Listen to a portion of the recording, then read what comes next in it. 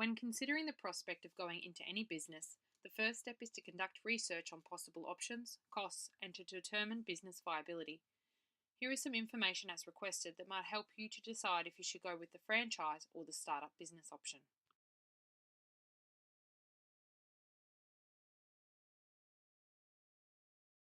A critical area that needs attention is due diligence. This helps you discover if the business is viable and will also help you decide which option is most suitable for your personal goals.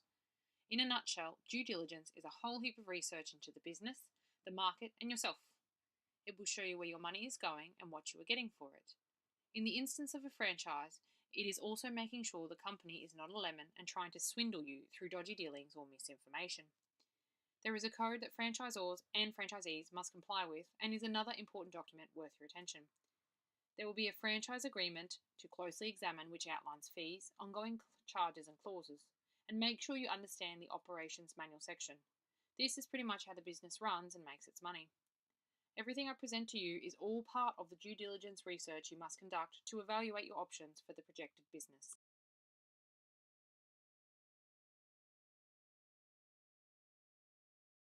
Here's a quick overview of some franchise-specific areas when it comes to due diligence. One is the franchise agreement, a legally binding contract which can cause you a lot of grief and loss of money if you do not understand it sufficiently. It is a good idea to seek help for this, and I will outline people you can seek assistance from later. You need to complete due diligence for your own business if you go in that direction, but will have to source a lot of the information yourself. There is also not a code to comply with as there is in franchising. A franchise can also determine boundaries for conducting your business, which is not a factor in your own business.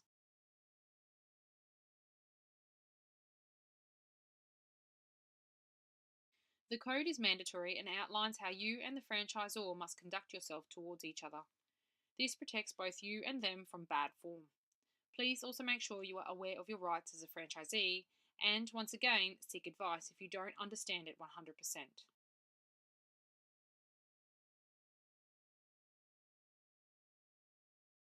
It's important to ask yourself some questions to determine personal goals such as the income you desire, the return on investment you think is worthwhile, and how much personal freedom you expect.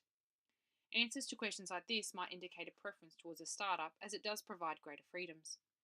You must then analyse your own capabilities and consider if you have the skills to work in this industry. If not, you will need to find ways to upskill. This might indicate a franchise is more suitable as it provides training before you go off on your own. Find out where your skills are lacking and if you can fill them yourself or if a franchise will be better at this. I suggest following the procedure I have listed to help you examine this.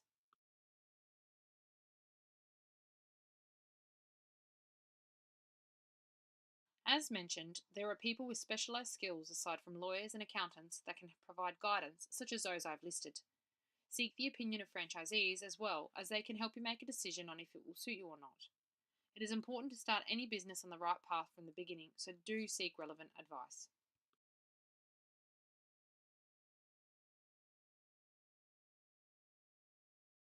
Ensure you consider the costs of starting your own business from the ground up, such as branding, equipment, training, uniforms, fees and taxation, as well as having an exit. A franchise agreement will provide this information for you, but if you are starting your own, you will need to include this in your business plan.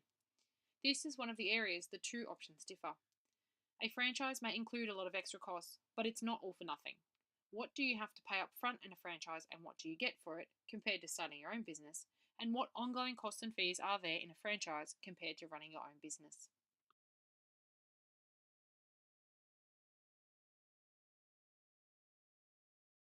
You will also need to consider how you will protect your intellectual property. A franchise should have this mapped out once again in their franchise agreement as it is integral to their brand. But if you are going out on your own, you will have to come up with your own name, branding, logo, even colours, and protect it.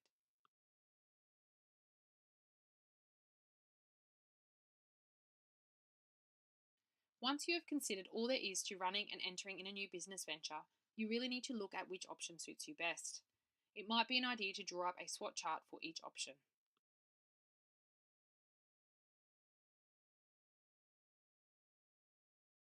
I have listed some pros and cons of both options and a page of useful sites at the end about becoming a franchisee. Basically, the biggest plus for a franchise is having a recognised brand which attracts customers faster and help to get you on your feet faster through training and support. The biggest downside is the high costs and inflexibility. On the flip side, the biggest pull for your own business is that you are your own boss and maintain full control over cash flow and profits. However, the draw card is high risks, financing difficulties, and possibly long days in the beginning to get it all up and running.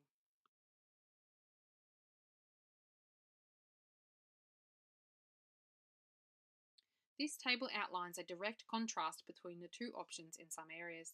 I know there is a lot to consider, but don't stress on it too much, and just make sure you read all documentation carefully and completely, particularly when it comes to a franchise, and do seek advice. Do as much market research as you can regarding the viability of the business type in the area you choose.